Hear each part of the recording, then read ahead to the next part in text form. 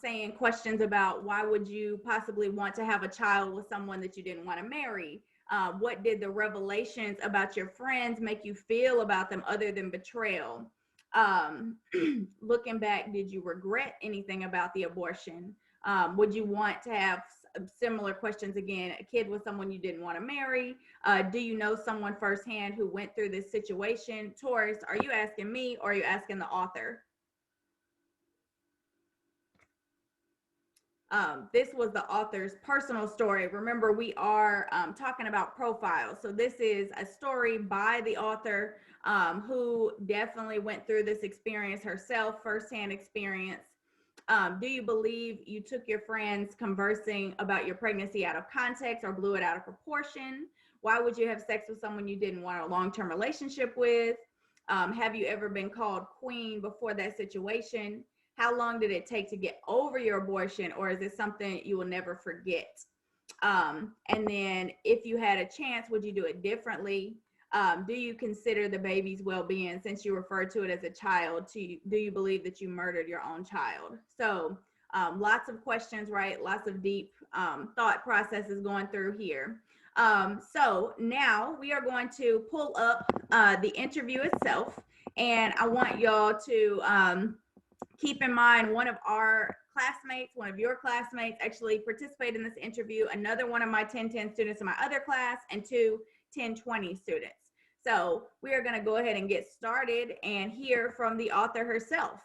She actually works, right, a different job and has different hours. Otherwise, she could have actually come into our class. So we're still honored, though, that she took this opportunity and you all get this unique experience, actually hear from an author of one of the readings that you're reading, get to ask them questions, and she will actually email back.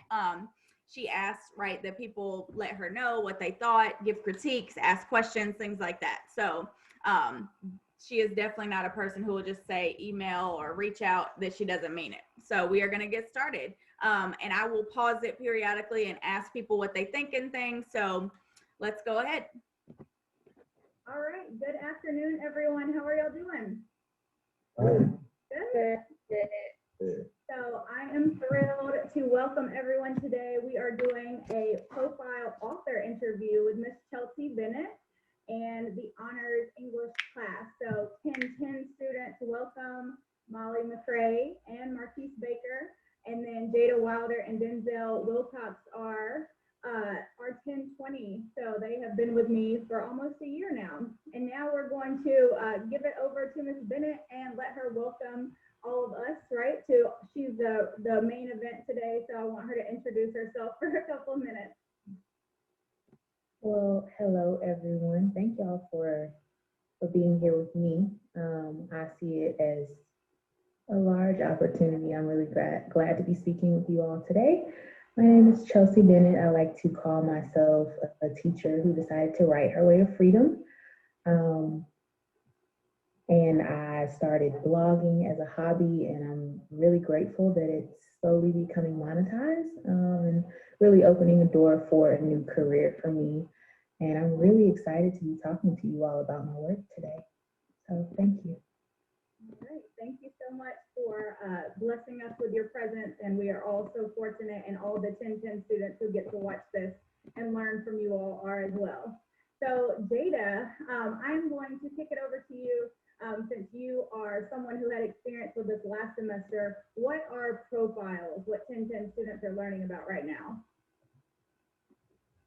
Okay, so from my understanding of a profile can be basically a synopsis of a person, place, or event that happened in history, and you kind of just kind of go over the experience and the details of what the event, person, or place is about and what it stands for.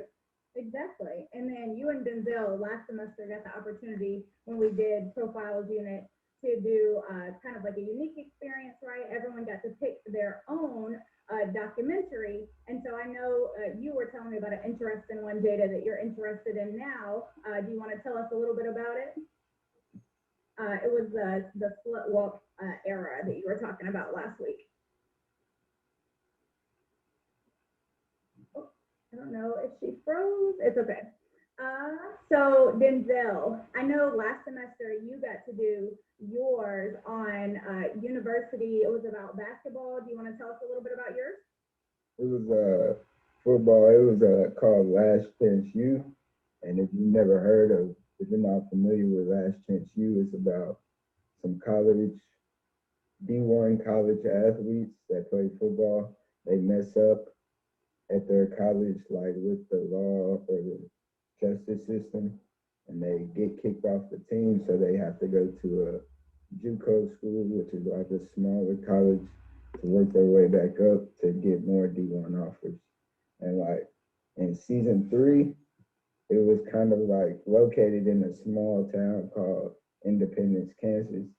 And like their profile, they had like a little parade in their little small town. And that will bring like fans and the players that played on the football team. That just brought people together so they could meet their fans. All right, so people who are in my live class right now, I want to go ahead and give you all the opportunity. Go ahead in the chat, and when you do a profile, remember we talked about this, that it can be about a person, place, event, or activity that brings people together. And so I know we've done some examples of these in class with readings, right? But you are going to get to do a unique discussion board later where you actually get to pick a documentary, any type of documentary that you want about a person, place, event, or activity. It could be streaming through YouTube, on Hulu, on Netflix, anything, literally. So go ahead and be thinking of a documentary and put that in the chat that you are thinking you want to watch and do your discussion board number 12 on. You will do a reflection on that. So go ahead and be putting in the chat something maybe you haven't had time to watch that you've had on your list on Netflix or been really wanting to watch, check out something that you're just interested in. As you heard, one of my 1010 students from last semester, now 1020, he was saying, right, it was a documentary about sports. Another student, right, was watching a documentary about female rights and like kind of shaming sexuality. So it's a broad range of things. You're about to hear from Molly in our class and Marquise about 2 other examples of profiles, but go ahead and be putting in the chat a type of profile documentary you're thinking you want to watch. It can be about, again, a person, place, event, or activity. So literally anything from history, from something modern right now. Go ahead and be putting that in the chat, and we are going to continue the interview. I found it interesting. I know for people who love sport, I am totally ignorant about that. And then Jada, I think you had a Wi-Fi connection a second ago, but do you want to talk about your profile? I know the slut walk era is the one you were saying. Yes, it was going out for a second. I'm sorry. So I recently had to do a kind of a just a summary of what the slut walk was and where it started. So it started in Toronto. The first one was in Toronto, but this specific article was the one about the one in 2008 in South Africa, and it had men and women in it. So it was basically a kind of a protest about how men have this patriarchy mindset to where they feel like they can, I guess, objectify women based off of what they wear, and basically they just want to fight against that idea. And they were kind of just going off of this idea of like, we should not have to wear, we shouldn't have to cover up. We should just tell men how to act and tell them to stop raping and stuff like that. Yeah. So yeah, that was basically what it was. And it was just kind of fighting for the equality of women.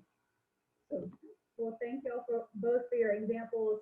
And they did really good last semester when they wrote their own profiles.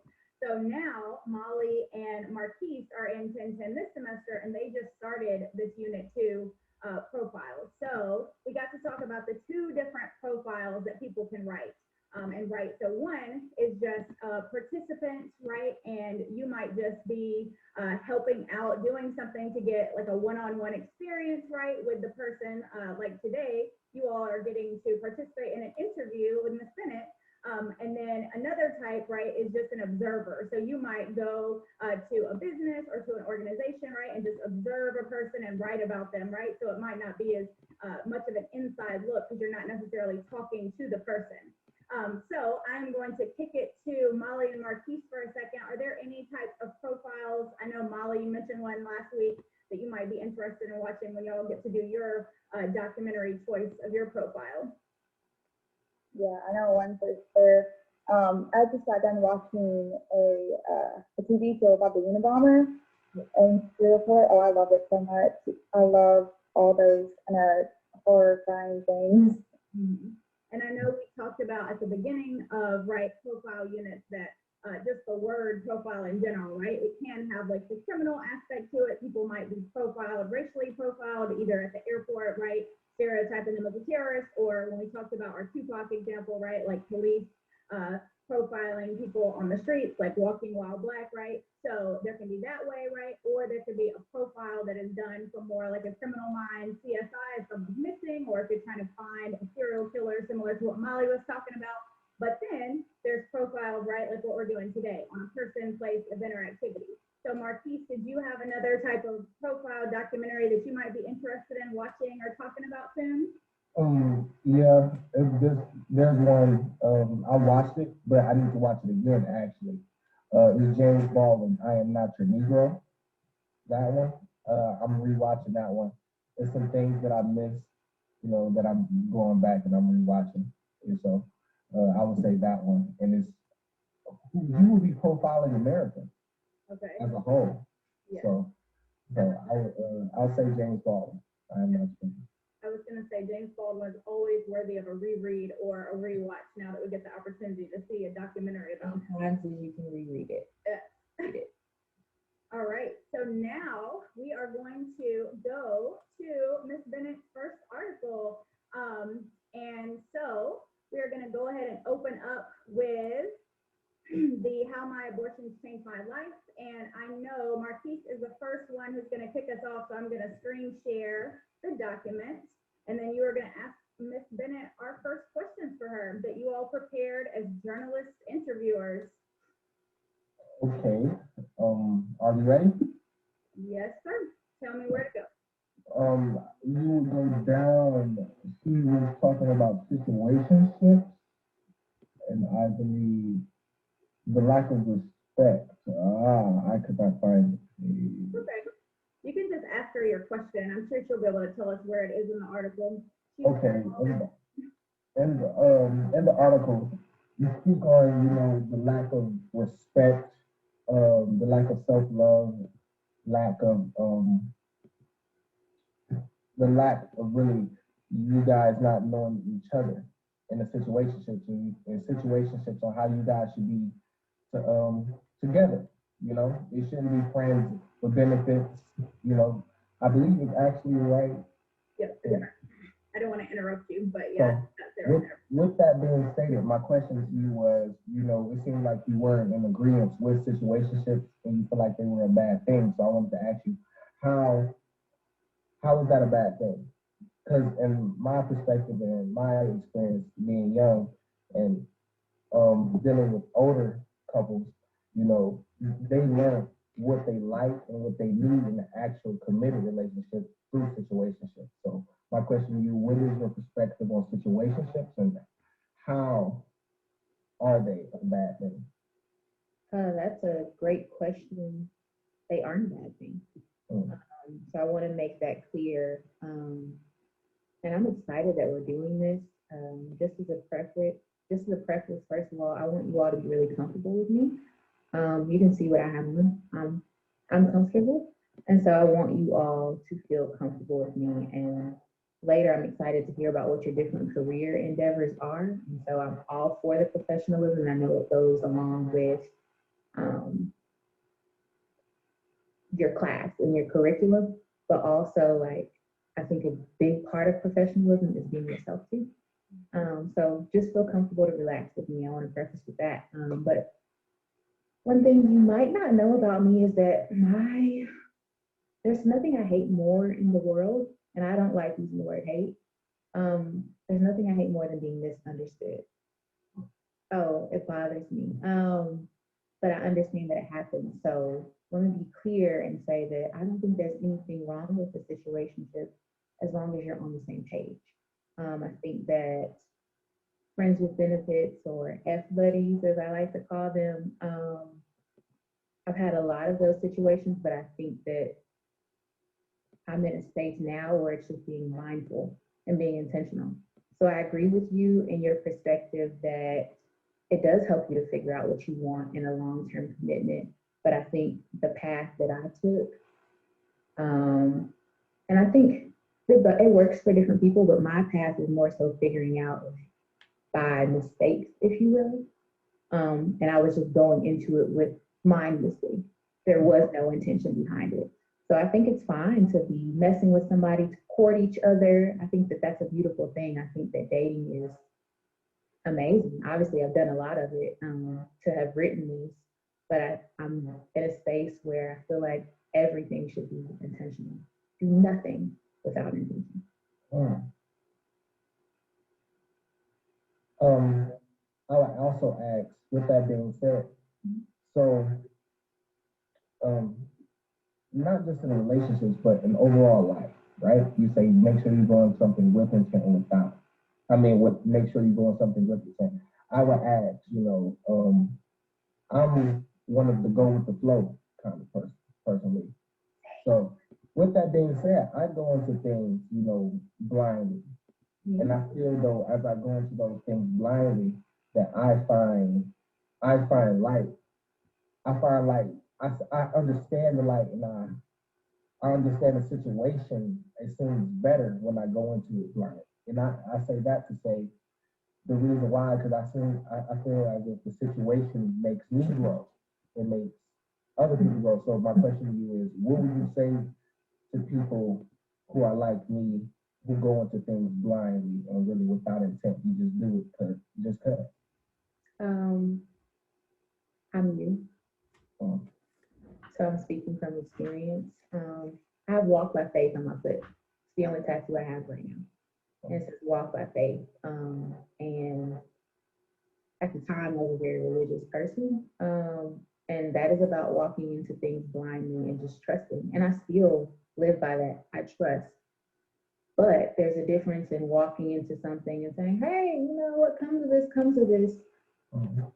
And walking into something and saying, here's what I think I desire. Let me flow and feel my way through that. Because I think that just as important as it is to flow with things, you also have to know what you won't accept. That's not okay, because the flow that I was on was okay, it's cool, it's fine. It's because I've always been that person where I empathize. And it's like, that's fine. And sometimes it really wasn't fine. So I think it's all about finding the balance. But my advice, or the only thing I would say is, I am you. I feel you and I understand you. So I understand that my words can be cutting, but I'm talking to myself when I'm writing, always. And speaking on like relationships and all that, like towards the bottom of page 5, you say, again, we had no plans of being together, and each of us had endured some type of separation or absence of a parent growing up. So with that, I asked, like, what what was your household like growing up as a kid? Mhm. My household was very Geminian, and by that, the root of that word is Gemini. So two sides, very. Um, I speak a lot about balance now because I lived in two different extremes, and so my parents were married when I was born, but they divorced really early, and so I lived in multiple households for most of my childhood. And while I think that it's really helped me and determined my path, I can also see how for many years I sat in the darker side of that and didn't allow myself to flourish. But yeah, my parents had joint custody of me, but along with that, it's just a village of people that I was raised by. And then when I was 14, my father was killed. And so my time split between households then became just being primarily raised by my mom, who was a single mother, for years anyway, when you're separated. But that's the general scope of my household. My condolences. Thank you. How did that play into effect of like why you couldn't really date or like get in relationships? How did my household play a role in like my relationships? Separation of absence, like for both of y'all. So when I speak about the different extremes, and you all may or may not be able to relate, being raised by multiple people, whether you're in a household with. So someone put something in the chat. I want to see what it says for a moment. I can share. Hang on just a second, Bria. Let me stop sharing for just a moment. I'm going to put, it says 441673. 441673. All right. I am going That's to. the password or the ID? It says the passcode 441673. Okay, thank you. Mm-hmm. I have the meeting ID too if you need that as well. And then there's also a participant ID 165241. So sorry, there's so many. Okay. So just to pause for just a moment, y'all, go ahead and in the chat, since she was vulnerable, right, and talking about her family, her ancestry, right, what could have created some issues with relationships, situationships, go ahead if you're comfortable and put in the chat, how like you were raised, whether it was by a grandparent, whether it was 2-parent household, whether it was 2 dads, whether it was 2 moms, whether it was 1 mom, whether it was an aunt or a grandmother. Everybody go ahead and put that in the chat. Again, we are talking, right, about these situations with an author, a real person, right? Somebody you can actually speak to, email, that is local. So I know, right, it is a little different, right, than just reading something and having no connection to the author. But sometimes hearing, right, what someone meant, what someone thought with context behind it, gives a little bit more perspective. So all right, see lots of different backgrounds, right? Some parents, some mom, dad, grandma, parent, mom and dad, single, aunt, uncle, grandma, mom, both parents raised by mom and grandma, mostly mom and dad, right? So again, you might relate to some of the things she's talking about, or it might be strange, right? If you do come from a 2-parent household, can't really relate to separation or joint custody, things like that. All right, we are going to get back into it. Sorry, I just wanted to make sure I checked the chat because I saw Bria had a question. All right, we are going right back in. Mother and grandmother, or mother over here, father over here, or aunt, whomever, you're raised by different personalities. And often when I speak to people who have been raised with both parents in the household, you can always pinpoint which parent is stricter, which parent is more lenient.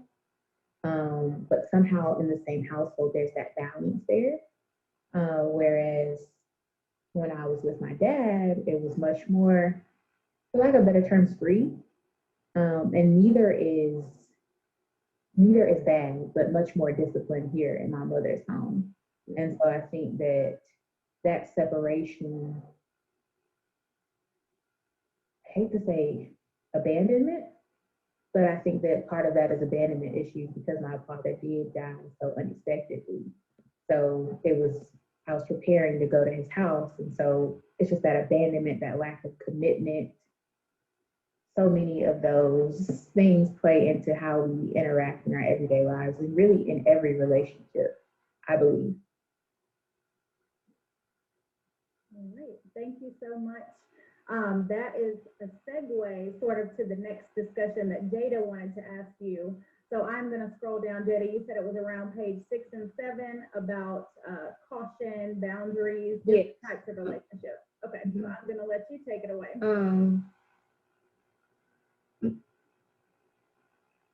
You can tell me if I need to go down or. It should be like 3, under your pain in the hands of the wrong people. Right. So scroll down a little bit more. Yep. Okay, yeah. So my question with this section was how, okay, I understand like the trauma with, the friends and like how they kind of reacted to your like what you were going through. It wasn't what you expected. So how did this situation how did you go through your next friendships or the friendships that you kindled after that? How did you have more caution, or did you have more caution when you entered those friendships and relationships based off of this experience with those friends? So it's really interesting. I just published this a year ago, just to be clear. Published this a year ago. The actual events took place in 2017. And so we're now almost 4 years out. That's wild. Almost 4 years out from the situation. But until I published this last year, these people were still in my lives. And this, honestly, me expressing my truth was what forced me out of those relationships. I forgive to a fault, I think that some people would say. And so I finally, and mind you, this situation I was able to talk about with friends before and just say, like, I was able to confront them about everything that went down, and we were able to talk about it. And they said, well, it wasn't like, essentially they were saying that it wasn't malicious intent behind it. I forgave the situation, I let it go. But when I wrote this, the boundaries that I should have had in place then, I was kind of forced into. And so I will say that, and I think your question is kind of stemming around boundaries and like how to create them with friendships and relationships. Yes, ma'am. It's tough. I'm not going to sit here and I don't have any lies for you if you can't tell. I'm not going to sit here and lie to you. Creating boundaries has been really tough for me because I do feel and I empathize, and I often treat others how I want to be treated. And again, some people can look at that to a fault, but I'm realizing that as I progress, it's necessary. And it's really one of those things where, and kind of like Marquise, that's correct. What's your name? Like he was saying, the flowing with things. So my intention in writing this was, I just need to get out how I feel because I'm a thinking person. I'm in my head constantly. Very bright, very smart. I've always been praised for that, but I can be really detached when it comes to emotions. And so this and my writing endeavors was really me being able to dive into what's going on the inside and really being able to process these things for me and, come out on the other side to now help other people get there. So I think that many of my boundaries have been forced. But because they have been forced in this way, now I'm really intentional about creating them, and not just with other people, but with myself. Okay, we're going to pause there for a second. And again, my live class, I want you all to put in the chat, think about a time where you had an experience, possibly similar to this, where you had either a friend betray your trust or someone that you felt you needed to put up boundaries with after an incident that had occurred, or possibly multiple incidents where it's either a toxic situation, a toxic friendship, or just a toxic incident. Go ahead and put that in the chat. And obviously, if it's personal, right, you can put it privately in the chat. You might also be the person, right? Someone had to put boundaries up against because possibly you did something in a relationship, whether it was a friendship or a romantic relationship or even a family member. Go ahead and think about that for a moment and put a situation where you had to create boundaries, or where boundaries might have even been created against or for you. Or if those incidents have not occurred, think of something maybe where you need more healthy boundaries, whether it's with work, whether it's with school, whether it's, you know, like just creating space for yourself.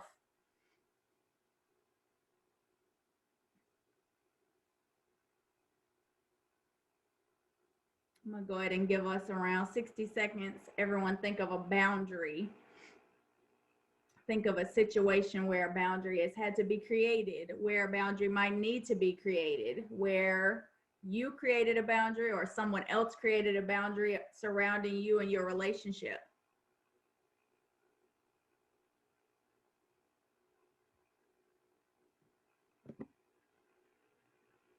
Right, need schoolwork, more time, boundaries from a phone. Oh, thank you, Molly, for letting me know about Ayana.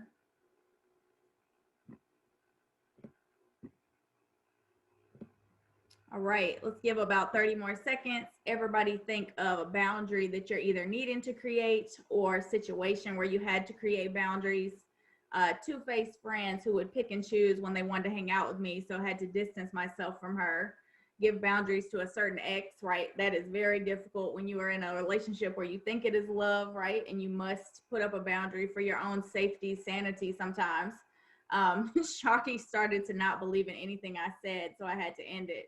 Okay, trust issues. Snuck out of high school. Mom found out, had to make me share location with her all the time. Okay, so more strict boundaries for ourselves, right? That maybe we didn't want. Family boundaries. Ooh, yes, Bria. Had to tell them I'm a young adult, not a child. Sometimes that continues into adulthood, just letting you know. You have to continue telling them when you're in your 30s that you can make your own life decisions, right? All right, so let's continue. Thank y'all for sharing those vulnerable boundaries with us.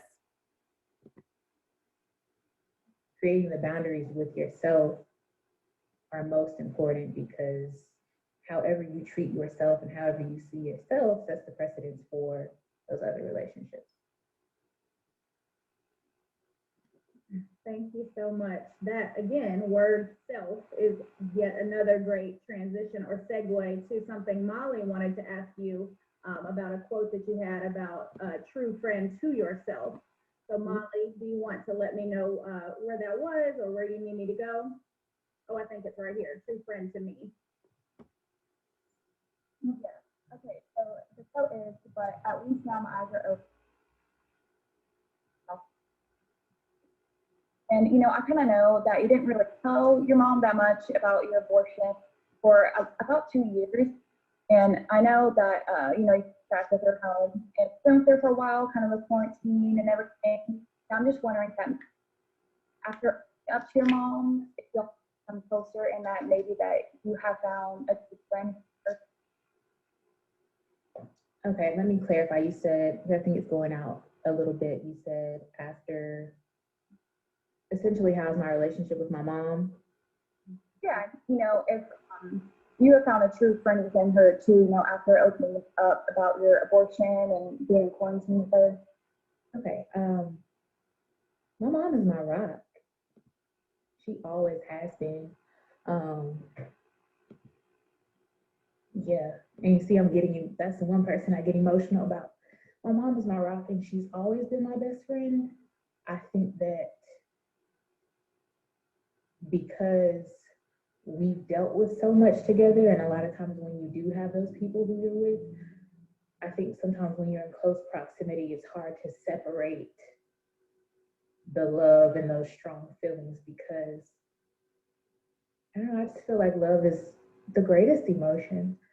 I think that when you do things out of love, the impact is amazing, or terrible, depending on, you know, where you're coming from in your gut. But in terms of my relationship with my mom, I think our relationship is always progressing and it's always evolving.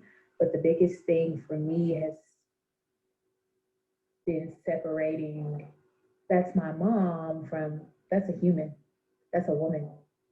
And so I understand now why she did what she did. And even if I don't understand all of the way, I can empathize with it, because, I mean, even though I had an abortion, you know, kind of, technically I'd be a single mom right now. And so I've still been able to go through the process with it, because even though I don't have a child physically with me, my body went through the motions. And there's a lot I didn't say in this blog. I focused really relationally on, relationally, so with myself and with others, but didn't really dive into what happens to the body and how that transforms you. And so with my mom, number one, she brought me into this world. So even though I express these things and I'm expressing my emotions, it's real to feel things, but at the end of the day, she is my best friend. She brought me here. Thank you so much. So I know it appears from her blogs, right, that she is a very open, vulnerable person, but I'm glad that she just stated that, right, because I remember very much so when we both worked together, she's very, very introverted, right, and extroverted with certain people when she's very comfortable, but she is not the type to tell all her business or put it out there, right? So when these things were published, it was like, wow, a lot of people it resonated with. But I wanted to ask you, Ms. Bennett, if you would feel comfortable, the students who are going to get to watch this, right, that are not here with us live, they, I'm sure, might have a bunch of amazing questions they might have for you about your article, How My Abortion Changed My Life. And I was going to let them in the moment right now during the video, if they would want to pause and then come up with a question in the chat that they might want to ask you. And would you mind if I email those to you and you might be able to have time to answer a few of them? I would love to. Okay. I Well, would love to. all right. Well, thank you. And if y'all are watching right now, right, go ahead and pause and think of a question that might have been burning during the interview or reading. All right, y'all. So again, I made y'all ask a question at the beginning intentionally, and I wanted to ask you one now. So, right, sometimes when you're reading something, you might have a certain perception, right? And you don't have a connection with the person yet. You don't have like their voice. You don't have their explanation.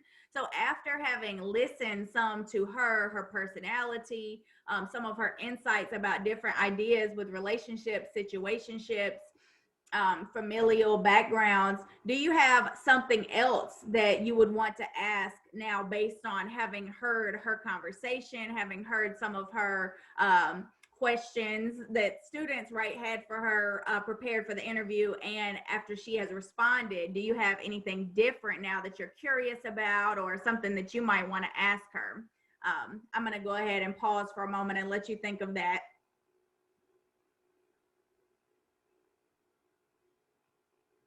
I'm going to stop sharing the screen for just a moment while y'all do that.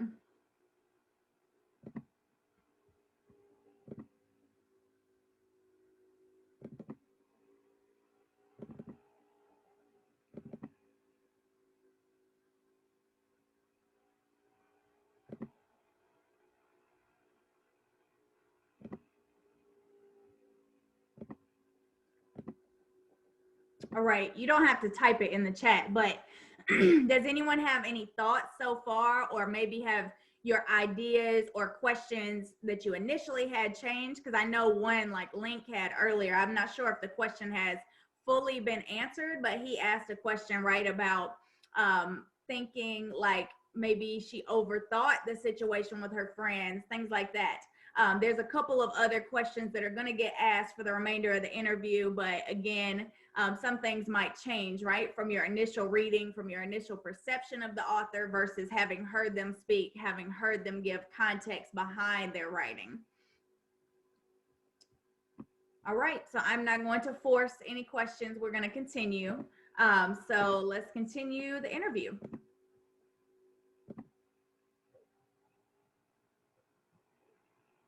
All right, so we are coming back. If you were paused and you are asking Ms. Bennett a question, and now we are transitioning to her next reading. We're going to do it live, right? So in class, the 3 things I learned when I got home. All right, so we're going to pause the video so that we all can read this. All right, y'all. So if you go into content and go into our week, we are in week number 8. Go ahead and pull up the reading and make sure you are ready to participate. We are reading the second reading, which are called 3 Things I Learned When I Got Home by Chelsie Bennett. So that is also in eLearn. That is also in content week 8. So go ahead and pull that up. I am also going to share the screen so we can read together. So again, make sure you are ready to participate. If I call on you, be ready to read. All right, I am now sharing the screen. And we are just going to go ahead and get started. The same author, right, that you've been hearing from the first article you read, How My Abortion Changed My Life. We're going to continue with another article that she published actually after that first one, right? So they are going in consecutive order. And this is called A Guide to Facing Fears, Parents, and Pandemics. So she actually published this last summer, right at the height of the quarantine, right at the height of the pandemic. So I'm going to go to Sydney, and we're going to go ahead and get started. Sydney, can you read the first paragraph for us, please? After leaving my job without a plan, denying countless job offers because they didn't feel like a fit, hustling as a driver for multiple delivery services while building a writing foundation, and nearly getting evicted while doing so, I finally decided to surrender to the path of least resistance. Therefore, I'm temporarily back at home with my mom during a pandemic. Yep, go ahead. I am uncomfortable as, excuse my French, shit. While I've spent much time toying with whether this level of discomfort says more about me or my environment, the only answer I can come up with is it doesn't matter. Thank you. All right, Janaya, can you continue for us with I Sense Something?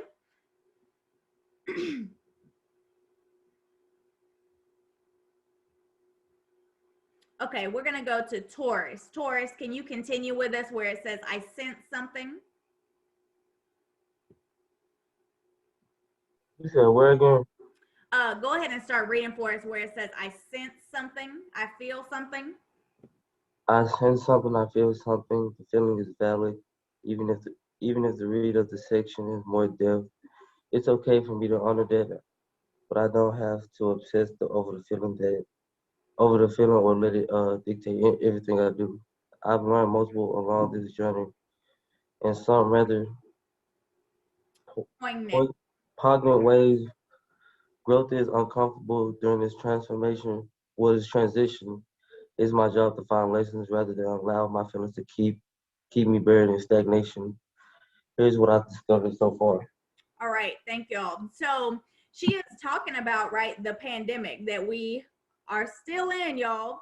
We really thought we would be out. Hopefully everyone, right, thought December 31st, 2020, it was all gonna like transform, or maybe you thought with a new president, or maybe you thought with a vaccine. So has anyone, go ahead and put in the chat, learned something about themselves during this pandemic, been uncomfortable during this pandemic, felt, cooped up, felt mental health struggles, felt that you're learning something, that this is a reason that we're going through this journey. Go ahead and put that in the chat. That's something you might still be experiencing, something that you went through during the pandemic that is still ongoing. This quarantine, right? Maybe it's not as strict right now as it was, but it is very much still so, right? The reason why you all are taking an online class, right? Versus an in-person class on TSU's campus. Go ahead and put in the chat a lesson that you feel you've learned, something during this journey, during this pandemic, you feel that there might be a reason we're going through this. Something you might be uncomfortable with, unhappy with, angry with, sad with during this pandemic, during this quarantine, during this online learning. Okay, I'm gonna pause for a moment and let's see what we have in the chat. Okay, some people say I like my own company, right? This was a dream to some people to get to like be by yourself, right? To get to have to like stay in. Learning online, yep, is not it. And apparently education system and some teachers don't understand that. Yes, Link, I am sorry. I really hope that you do not feel like that from this class. I really try to like give y'all a voice, try to let y'all be open and talk. I understand though, right, that that's not feasible in all classes, or it's not even just like the way it can happen. If it was like a lab or a science class or something crazy, right, that you're like, I need to be hands-on, I need to do this. Like it's not working. Like you said, it's not it. People who wanted to do like maybe sororities, fraternities, like extracurriculars, like that's like out of the question right now. Band was a fun hobby to me. Now it's gone. I've been down with nothing to do. Right. If that was like your outlet, right? If that was your mental health gateway, patience with others and myself, right? That takes a lot. If you're cooped up in the same location constantly 24/7 with somebody, think of like people, right, who have, and you might be going through that, right, with like emotional, physical abuse situations, right?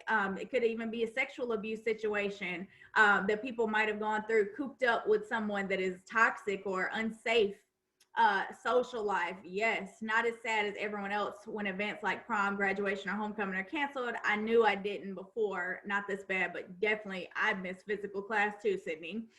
Hate wearing the mask, yes. Usually have clear skin, yes, Leslie. That is something that is not talked about. These masks are jacking up my chin, my nose. It's a mess.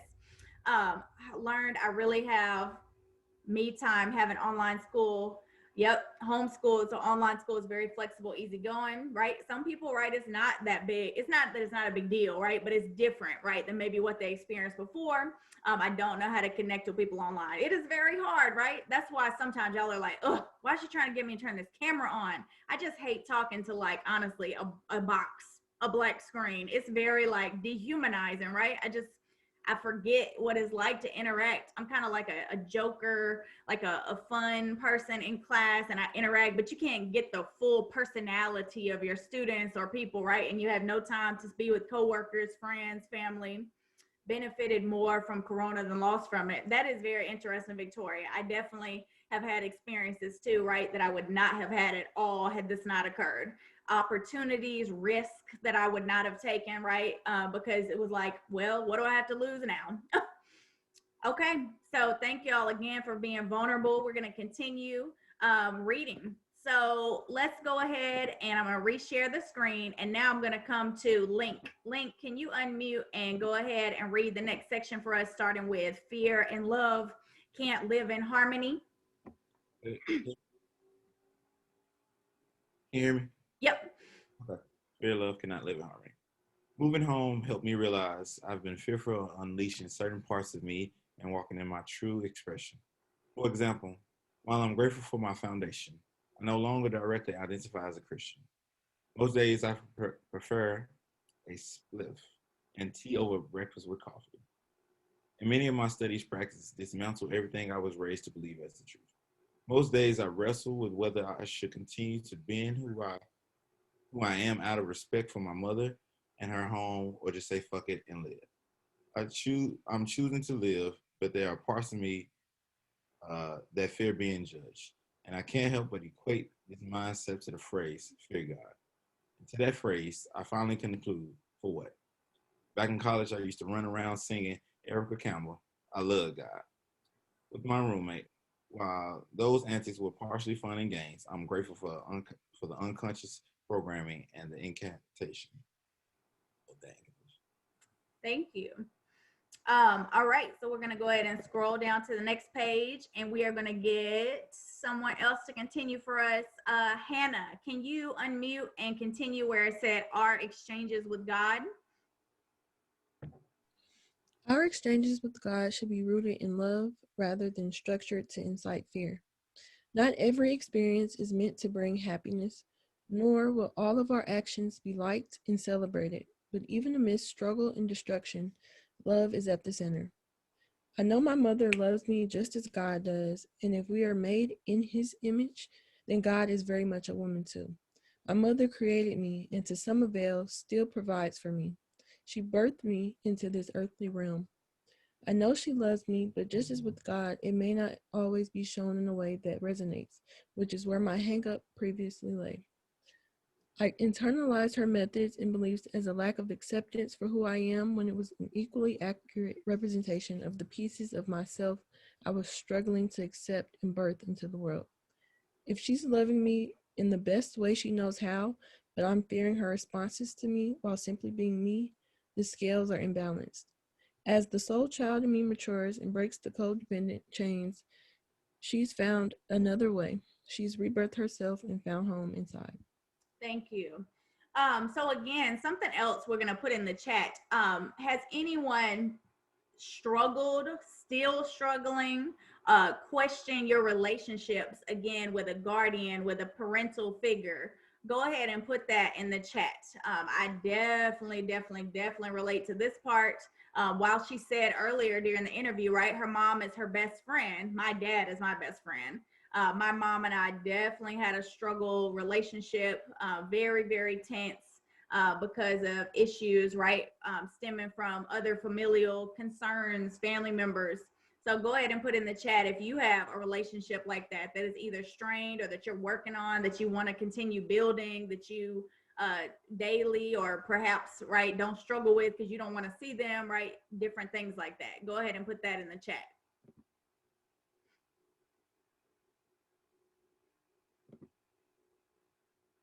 Yep.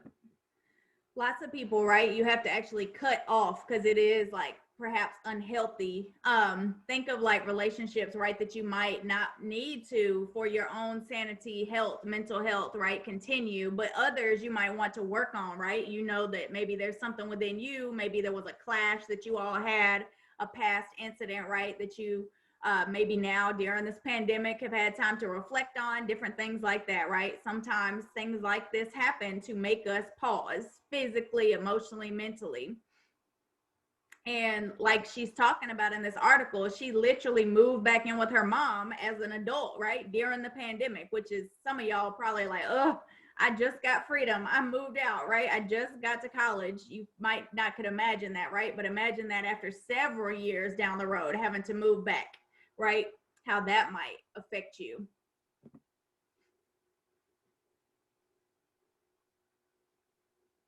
Okay. All right. Thank y'all for sharing these. Oh, I love that one. Somebody just said I had to cut off my old self, right? That is real talk. Like sometimes you are your greatest toxic piece, right? Where you have to grow, you have to evolve, you have to change. So that is beautiful. Thank you again for those of you who are being vulnerable, sharing those things in the chat. Okay, I'm gonna look a couple more seconds. Okay, Bria, you raised your hand. Go ahead and share. I didn't mean to raise my hand. I was trying to, I'm sorry. I'm trying not to interrupt you, but I literally like can't hear unless I hold my phone in my ear. So I was trying to figure out a way to get it louder. You're fine. I'm sorry. My computer is like janky too. I have to plug in this external speaker to get it to work at all, or I can't hear y'all. And then that's why I'm so loud. I'm like, I don't know if they can hear me because my speakers are messed up. Okay, so definitely, right, various relationships people are talking about, right, having to cut off fathers, having good days and bad days with certain family members, right, sisters, mothers, dads. And I love that still what Cabria said, right, having to cut off the old self because I wasn't helping me, right.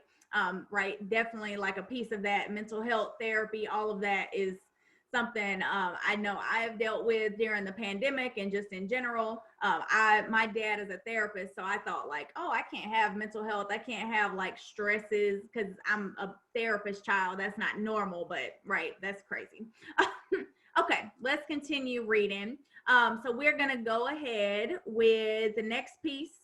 Where it says radical self-acceptance is key. And that kind of transitions us, right, from what Cabria had put about transitioning, changing yourself. So let's go ahead and go to Gerard. Can you unmute and read from there for us? It says, I never felt truly accepted.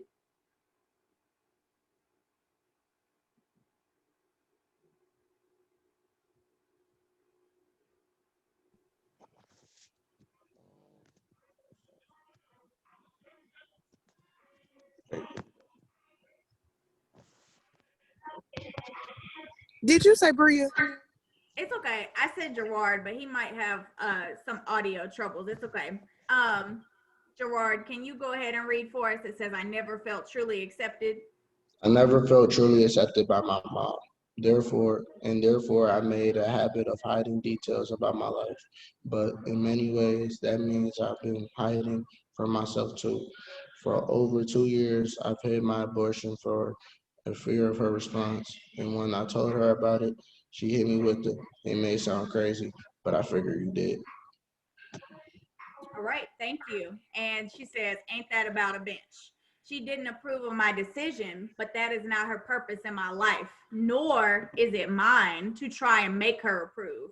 Her job is to love me for who I am, and my job is to love her for who she is. From there, we learn to coexist. Love is not perfect, but it is accepting.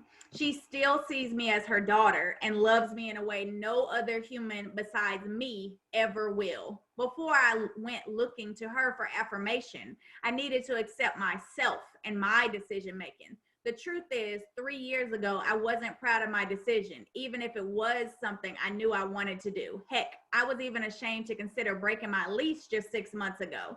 But it was something I knew I had to consider, regardless of how isolated or ridiculed I would be afterwards. Briasia, can you unmute and continue reading for us where it says the moment I accepted? Or Aria, can you unmute and read for us where it says the moment I accepted?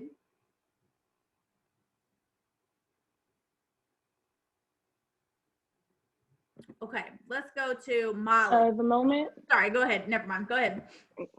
Okay. The moment I accepted those parts of me, my life began to change and continues to do so with every blank page I fill with the ink stains of my life. Before, I'd sit in my feelings and drown in them, rather than separate them from my worth and adequacy. From time to time, I still struggle with assuming the way I feel is a direct reflection of something inherently wrong with me, but it's not. Sure, I've got my quirks and I've made mistakes, but others' responses to them are a reflection of their own intricacies. Do you want me to keep going? Oh, no, thank you so much. I don't want you to have to read the whole thing. Molly, can you continue where it says, everyone is a mirror, be gentle? There are mirrors all around, even in places where we feel like a spectator in the window. The same way I don't want to be judged, I can't help but wonder if my mother ever feels judged by me. What flows through her flows through me, even in my righteous individuality. Parents carry the weight whether or not they want to or purposely teach their children to aspire elsewhere. Growing up, I always looked up to my mom, and while I no longer put anyone on a pedestal, for years I looked up to her as someone to embody as a figure of achievement in this world. And truth is, she's human, just like that one ex whatever we have that didn't meet our expectations that one time, but was immediately canceled. And she says, We're all human, and so often we project our fears onto others without trying. I wonder what would happen if we each committed to doing the work to face our fears and allowed others the space to do the same without judgment. Thank you. Okay, every person is operating from their level of understanding. And as long as we focus on the practices that promote ours rather than ridicule others for theirs, I have a feeling we'll be all right. Ephraim, can you continue reading where it says the final takeaways for us? Sure. As a child, I took being grounded as a punishment. Now, I made a personal and societal rebirth. I better understand the purpose of grounding. It allows us to focus on what we've been neglecting in exchange for immediate gratification. My fault.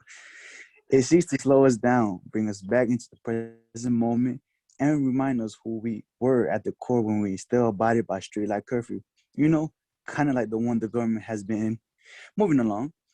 Being back at home has taught me to love where I am and understand that this vast redirection is protection from the dangers of a path I was aimlessly forging.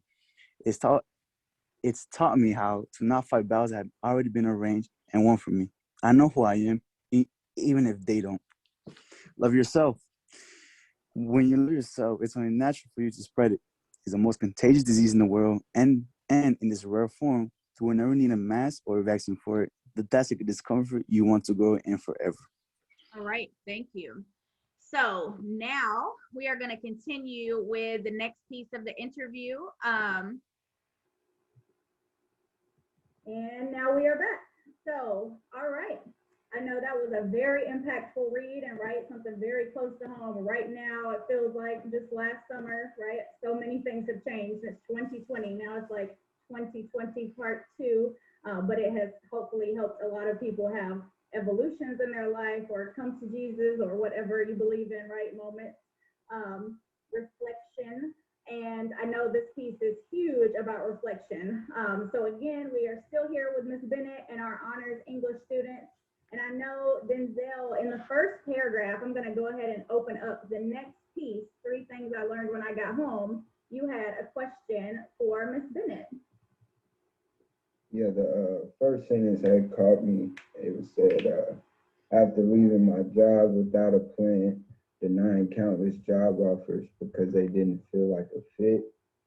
Like, how come you were not able to like keep teaching and write these stories like simultaneously, like until you got recognition for your articles?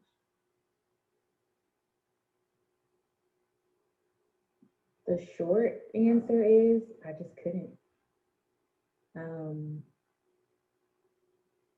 And sometimes I wish people would just say that. I can't.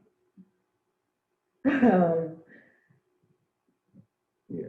I had, like I said, thinking about life very early on, I had always been juggling more so than balancing, juggling many different things. I always had my hand in so many things.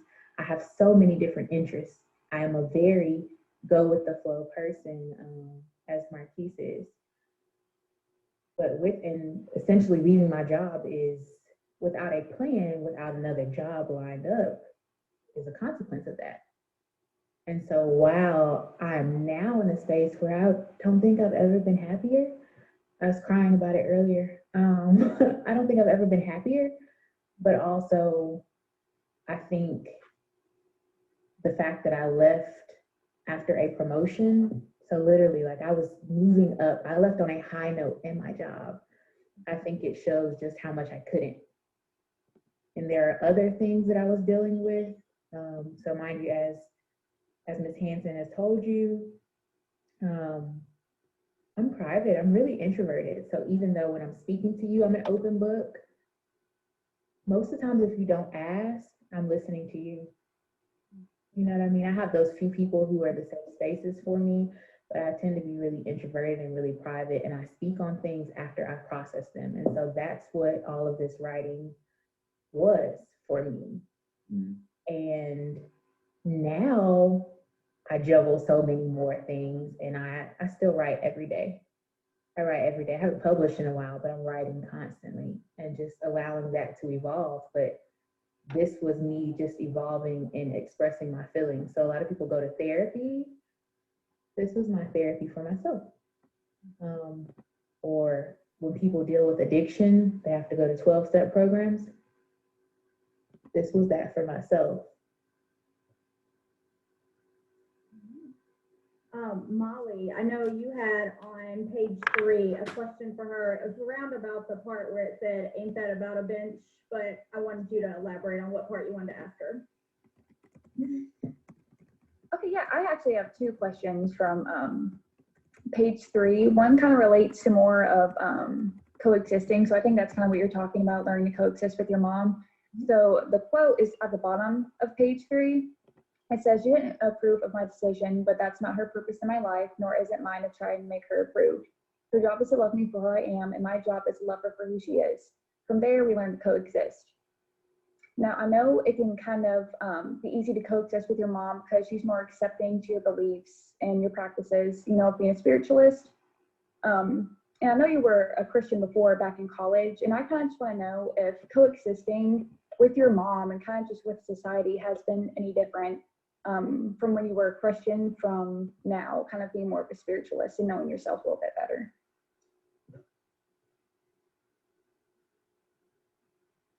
Honestly, I don't think that it's any different in people probably perceive me the same way. I perceive myself differently. And I think that's what's been biggest for me. So in this is the section about radical self-acceptance.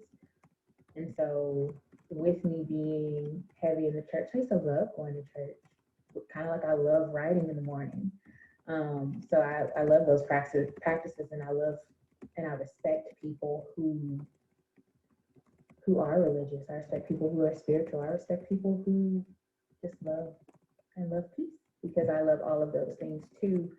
But I think that the biggest thing is just the self-awareness now. And I think sometimes when you are, and some people may call it awakening, when you're becoming more woke. And I think people label that differently. I think for me, that kind of started in college because I was able to get away from home and kind of dive into educational research and psychological research. And so it was opening my mind to things that were normal for me at home and realizing, oh no, this is trauma-based. This is a coping mechanism, Chelsie. This is not healthy. Oh, you're anxious. You're extremely anxious. Different things like that. I think that now, because I'm aware of them, it's just me perceiving myself differently and being able to move through that. But I understand others haven't had the privilege or took the risk like I did, because I don't necessarily think I had the privilege. I didn't have the money saved up to do what I did, but I took the risk of really diving into me. And I've always been really accepting of different beliefs, but I think that's more uncomfortable for other people because I don't fit in boxes. So for me, I don't think that coexisting has been harder. I think that as I'm more comfortable in who I am and everything I believe, because I think that Buddha is great. I think that Jesus is great. I think that whoever you need is great. I think that all of those people existed and they have paved the way for each of us. I have Malcolm X, President Obama, and Martin Luther King on my shirt, and they all have different beliefs, but somehow they have all progressed and provided a route for the different pockets of being African American and what that means. So again, I don't think it's been hard for me to coexist, but I think it's just been hard because the people around me that I wanted to grow with, I think it's kind of hard for them to see the truth sometimes, because if you only have one vision of who a person is, it's tough. Again, you always say the right word right at the next moment to get us to segue. You said a vision, which kind of transitions us to mirror, which is Jada's next topic. So everyone is a mirror. What did you want to ask Ms. Bennett about that, Jada? Okay, so my question was mainly about your mom and your relationship with your mom. I know it's kind of similar to Molly's question, but I wanted to specifically ask you if there were any steps for you and your mom to get to the point that y'all are right now, because I know that can be really difficult, especially being at home together all of the time. Is there any tips or anything that you can say that made y'all to get to this point of an acceptance of each other? Yeah, that's basically my question. I would say that I think my mom has always accepted me.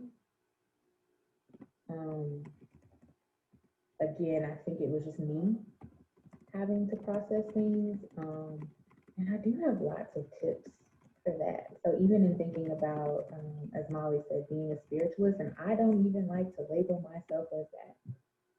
I don't really like labels. I'm that weird person because I think that we are so much. So when saying that everyone is a mirror, there are pieces of the reason that we're all sitting here together right now. There's a reason. So when I get to ask you all questions about yourselves, I'm sure I'm going to find out why. And even I think about why each of you are asking the questions that you're asking, or why each of you are watching the shows that you watch. Because I know about Last Chance U. I know about Slut-Walk. You know what I mean? The Unabomber. James Baldwin. This picture was right inside my classroom door. Miss Hanson knows. We all are happy. We happen to be sitting here talking about this. So I think that she's always accepted me. Because again, she brought me into the world, so there was some type of acceptance there. And I think that it's tough, number one, because I look like her, but I look like my dad. And even though I lost him, she lost him too. She had him before I did. And regardless of what their relationship status was, there was love there. And so I think that when we both had the transition of living apart to living together, essentially, I think that in this part of my life, I'm able to process all of the feelings that I detached from in high school when that happened. So I do have tips and tricks, but I would love to talk to you personally, especially if that's something, that you want to know. But yes, it's a lot of processing. It's deep-rooted stuff.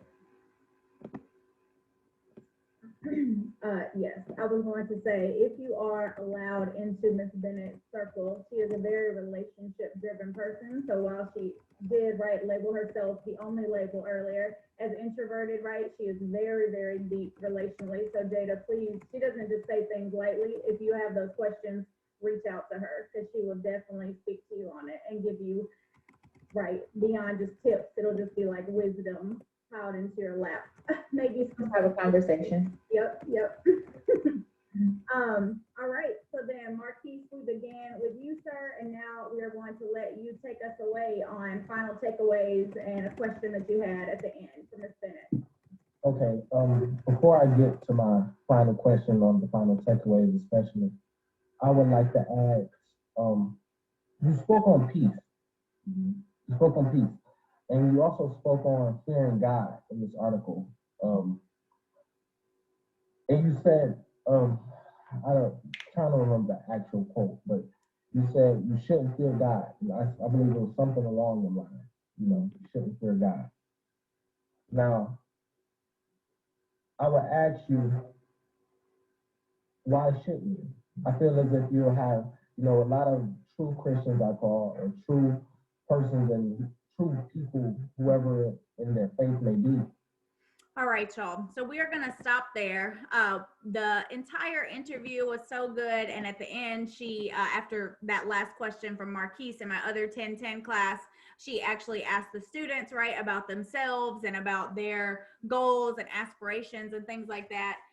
And go ahead and put in the chat what your goals and aspirations are. So what is your major if you have chosen? And what are you hoping to get out of 2021? Let's go ahead and change it up a little bit. So what is your major first? And what are you hoping to get out of this year? Everyone should always have, goals, intentions, even if something is uncomfortable or you're unsure of something, because I know this is a trying time right now. So go ahead and put your major and one goal or aspiration that you have for 2021. Okay, we have some political science. See some other people. I want to make sure anyone who I called on earlier, I know Ayana had issues, but Molly, you mentioned she was here. She just had Wi-Fi. Cabria did come in. Mark her present. Q Darren did not. Go down to Demetric did not come in. Go down to Amaje did not come in. Then we had Devin did not come in.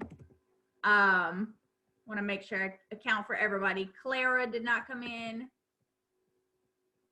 Briasmin did not come in.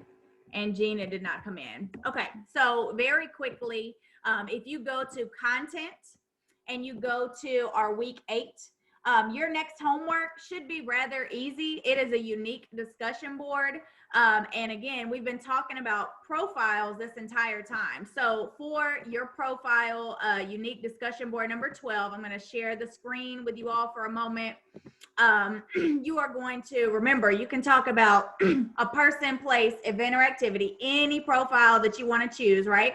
So using the paragraph method, you're going to create a short profile, right? And it can be about an activity, a place, a person, or a group of people from a documentary, anything that you choose on YouTube, Netflix, Hulu, whatever. And I am, given this before the weekend, so you can have plenty of time to stream, possibly rent, if you want to do Redbox or something, but don't feel like you have to spend any money, but the suggestions are just suggestions. Don't feel like you have to do that. And I would definitely avoid an entire series, since you might binge watch it and run out of time to effectively think or write. So do maybe one episode of something, or just a short documentary, or maybe just like a 1 hour or 45 minutes thing, So using the paragraph method, you're going to create a profile of an activity. And consider how you can best capture what's special about your subject and engage your readers. So remember, you always have to have a topic sentence, explain, expand, what's special about your subject that you chose. give a quote maybe from the documentary, explain why that quote is important, and then finally you can just transition out with why you chose it. All right, so make sure you put the title of your documentary, where you accessed it from, and then I will see you all in class on Monday. So I hope you have, I know you get off tomorrow and Friday for spring break, so I hope you get a little bit of a break from your other classes. And I really enjoyed getting to participate with this interview with you all today and these readings. All right, I know that you wanted to speak with me after class. Roderick, if you're still on, everybody else, I will see you on Monday. Have a good rest of the week. Thank you. Have a good break. Y'all too. Thank you. Bye, Prof. Bye. Link, did you have a question, or Jonathan? No, bye, Link. No, ma'am. Thank you. Okay, bye. Have a good day, Jonathan. All right, Roderick, how are you? Let me stop recording.